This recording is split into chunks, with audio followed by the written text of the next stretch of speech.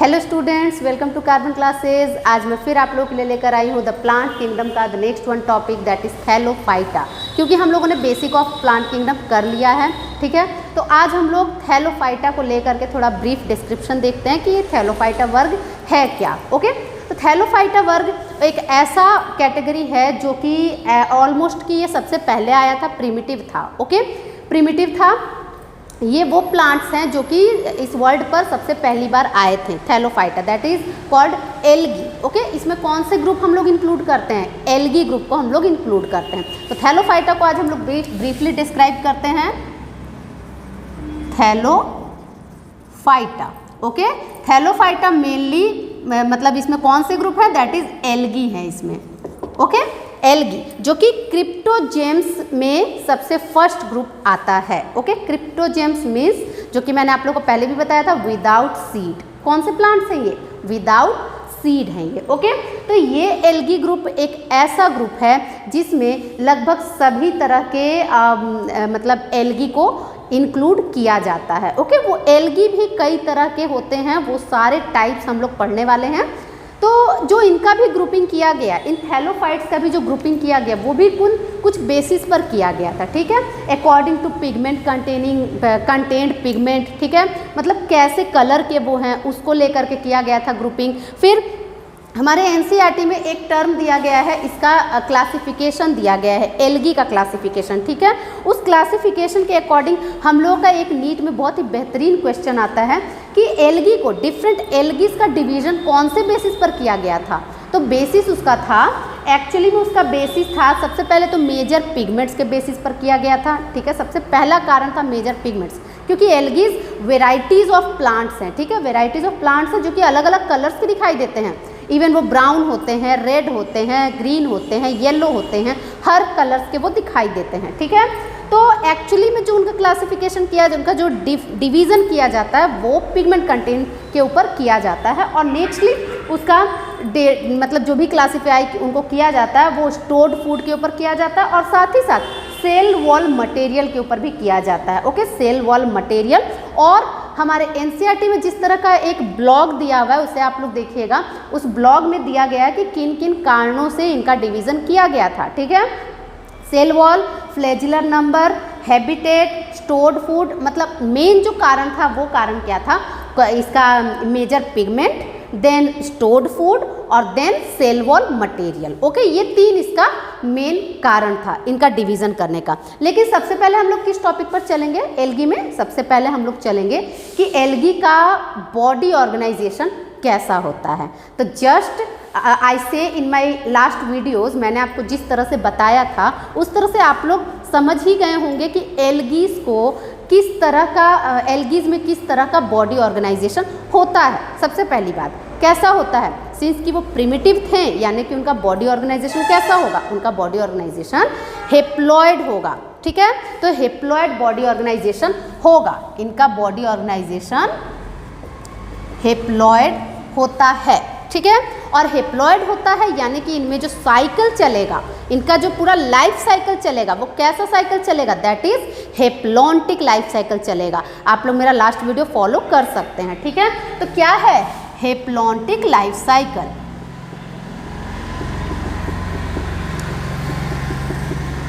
ठीक है, haplontic life cycle. क्यों? Because of dominant phase is haploid. कैसा है?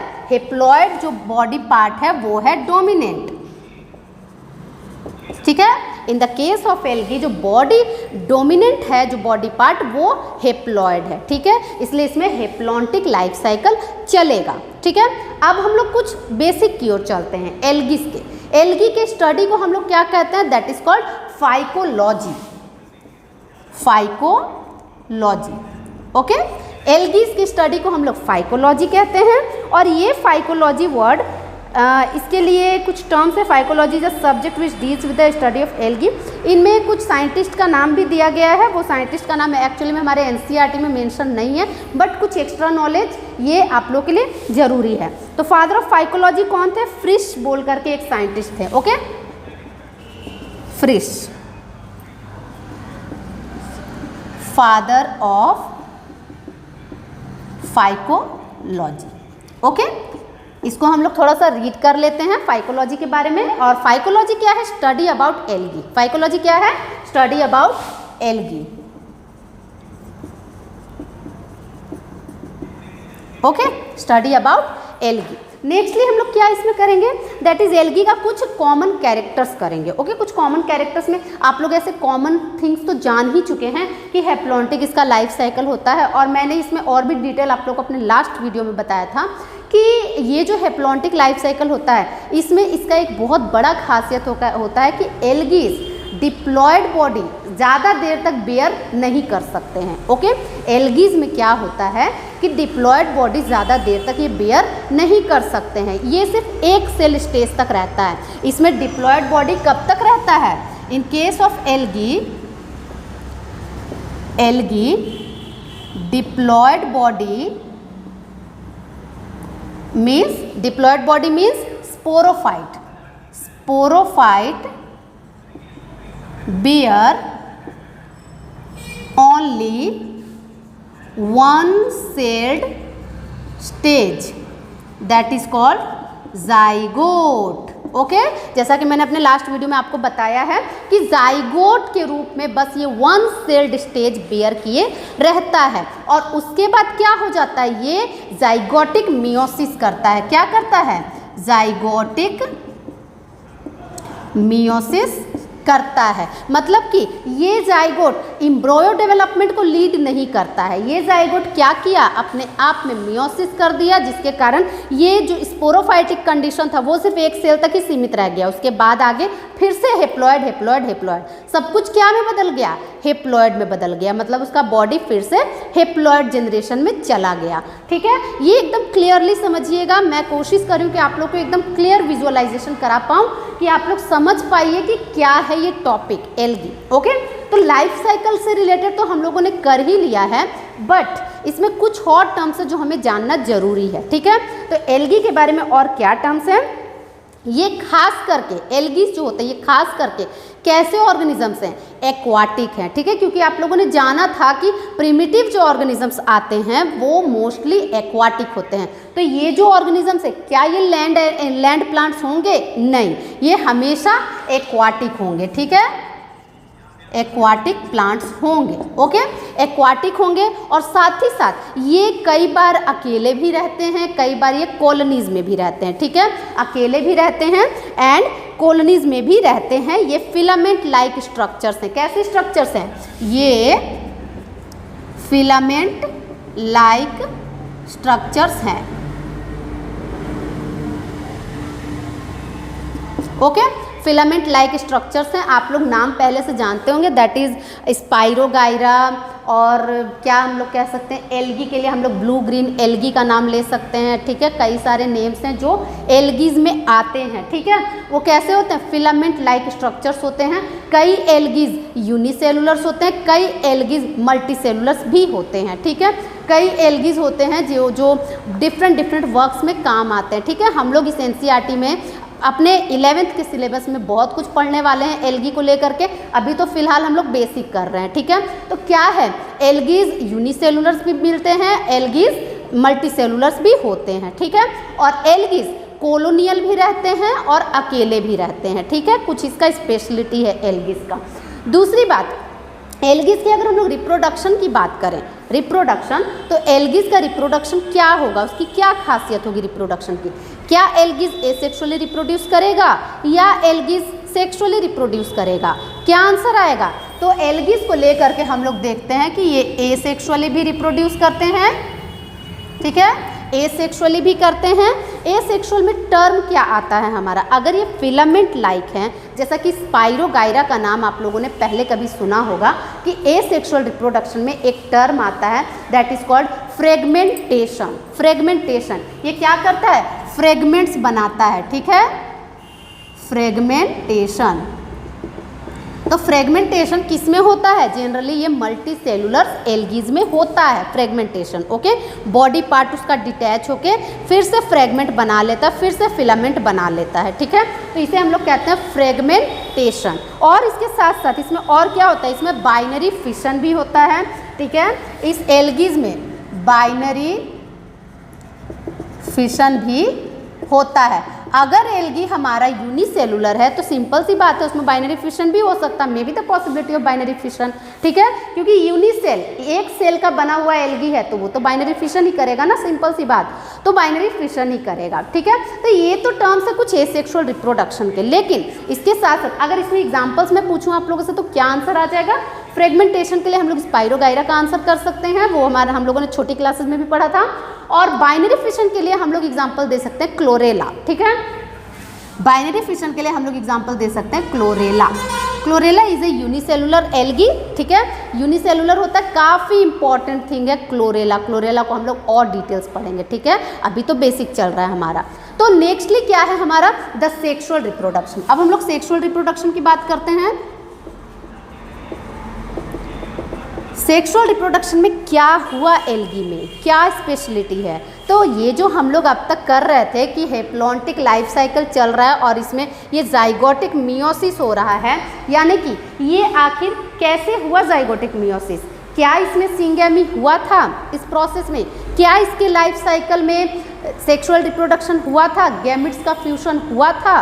तो इसका आंसर है यस, इसमें हुआ था, गैमेट्स का फ्यूजन इसमें हुआ था, ठीक है।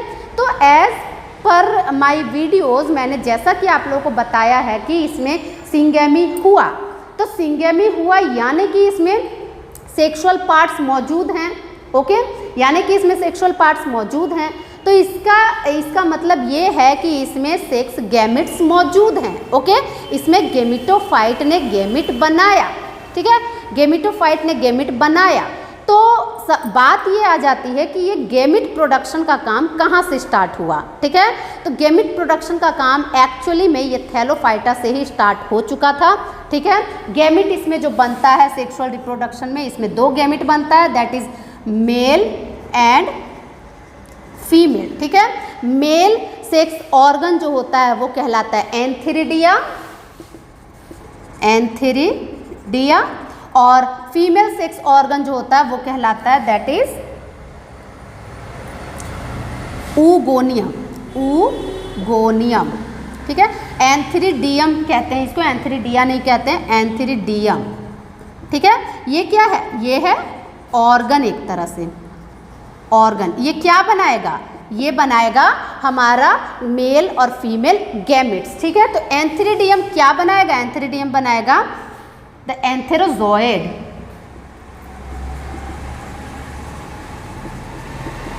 ठीक है, और ऊगोनियम क्या बनाएगा? ऊगोनिया या और एग, ओके, ये बनाएगा।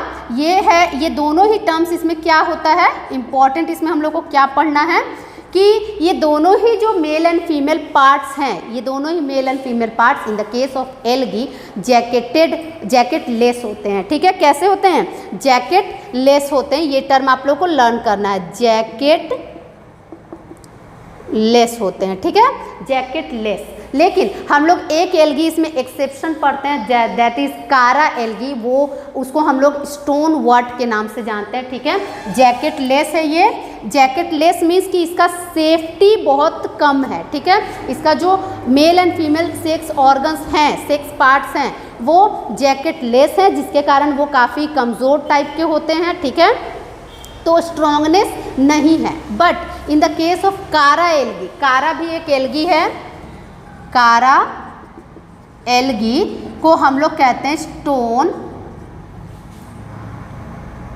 That is called stonewort, ठीक है, stonewort, because of jacketed sex parts, ठीक है, जैकेटेड सेक्स पार्ट्स हैं इसके पास, इसलिए इसे हम लोग कारा एल्गी को स्टोन वर्ट के नाम से जानते हैं। और जनरली एल्गीज अगर सेक्सुअल पार्ट्स होंगे एल्गीज में तो वो जैकेट लेस होते हैं, ठीक है। और जैकेट लेस पार्ट्स कौन से होते हैं? तो antheridium and oogonium. Antheridium produces antherozoid male gamete, antherozoid is male gamete, ठीक है। ऊगोनिया और egg is the female gamete, ठीक है। तो ये जो male gamete and female gamete बनेगा, ये क्या करेगा आगे चल के? ये आगे चल के सिंगैमी करेगा, फ्यूजन करेगा, ठीक है। तो फ्यूजन जब होगा तो आफ्टर फ्यूजन क्या बनेगा? इसमें बनेगा द जाइगोट, और जाइगोट बन के फिर क्या होगा आगे का प्रोसेस, जाइगोट आगे चल के जाइगोटिक मियोसिस करेगा, ठीक है। लेकिन उस केस को भी हम लोग एक एक्सेप्शन के तौर पर लेते हैं। देखिए जाइगोटिक मियोसिस जो मैंने आप लोगों को बताया था, ये तो जनरली एल्गी का फीचर है ही, ठीक है, बट एक एल्गी ऐसा होता है जिसमें जाइगोटिक मियोसिस नहीं होता है, ठीक है, that is called brown algae, brown algae, ठीक है। Brown algae was the developed algae, क्या था, ब्राउन एल्गी डेवलप्ड एल्गी था। तो उसमें जो प्रोसेस होता है उसमें होता है डिप्लोहेप्लॉन्टिक फेज, ठीक है, हेप्लो डिप्लॉन्टिक लाइफ साइकिल, ठीक है, ब्राउन एल्गी में, ठीक है। क्यों, क्योंकि brown algae do not show zygotic meiosis, ठीक है। इसका मतलब क्या है वो मैं आप लोगों को बता दूं। पहले आप लोग हर एक टॉपिक को जब पढ़िएगा, कंटिन्यूअसली जब पढ़िएगा, वैसे भी मैं आप लोगों को कंटिन्यूअसली ही सारा वीडियोस दे रही हूँ, आपको समझ में आएगा क्या कि जैसे जैसे जनरेशन्स आगे बढ़ता जा रहा है वैसे वैसे उन जनरेशन्स में चेंजेस आते जा रहे हैं, ठीक है। जस्ट लाइक एल्गी आया, एल्गी में भी लास्ट जनरेशन आया that is brown algae, okay. तो ब्राउन एल्गी ऐसा एल्गी निकल गया जो कि अपने अंदर चेंज लाना चाहा, ठीक है। तो ब्राउन एल्गी ने क्या किया कि उसमें जाइगोटिक मियोसिस ना शो ऑफ हो करके वो जाइगोट माइटोसिस किया, माइटोसिस किया तो स्पोरोफाइटिक जनरेशन क्या उसमें यूनिसेल स्टेज तक रहा, नहीं रहा, वो थोड़ा सा आगे बढ़ा, थोड़ा सा डेवलप हुआ, ठीक है। तो इस कारण से ब्राउन एल्गी के केस में क्या हुआ कि हेप्लोडिप्लॉन्टिक लाइफ साइकिल शो ऑफ हुआ, जो कि किसका मेन फीचर था, आगे की स्टेज जो हम लोग पढ़ेंगे ब्रायोफाइट्स, उसका मेन फीचर ये था, ठीक है। तो इस तरह से हम लोग जानेंगे कि हर एक स्टेज जैसे जैसे आगे बढ़ता जाएगा, ठीक है, वैसे वैसे वो अपने अंदर कुछ चेंजेस लाता जाएगा जिसके कारण डेवलपमेंट होगा, ठीक है। और ये चीज़, ये कॉन्सेप्ट हम लोग इस केस में तो लगा ही रहे हैं, आप लोग अपने जनरल लाइफ से भी इसको जोड़ सकते हैं। जैसा कि हम लोग क्या है, हम लोग एक तरह से डेवलपमेंट की ओर जा रहे हैं, ठीक है। तो हम लोग धीरे धीरे अपने अंदर चेंजेस ला रहे हैं, तब ना डेवलपमेंट की ओर जा रहे हैं कि हम लोग पुरानी बातों को ध्यान में रखकर आगे बढ़ रहे हैं, ऐसा नहीं है, ठीक है। पुरानी बातें अपनी जगह, नई बातें अपनी जगह, ठीक है। हम लोग जब तक अपने अंदर चेंजेस नहीं लाएंगे हम लोग डेवलपमेंट की ओर नहीं जा सकते हैं, ठीक है। तो वही हुआ था उस समय जब ये पूरा चल रहा था, जब ये चेंजेस चल रहा था, जब ये डेवलपमेंट की ओर पूरा पृथ्वी मतलब ऑरिजिन ऑफ लाइफ हो रहा था, तो उस टाइम ये सब चल रहा था। सबसे पहले एल्गी आया था, थैलोफाइटा ग्रुप, थैलोफाइटा धीरे धीरे डेवलपमेंट की ओर गया, ठीक है।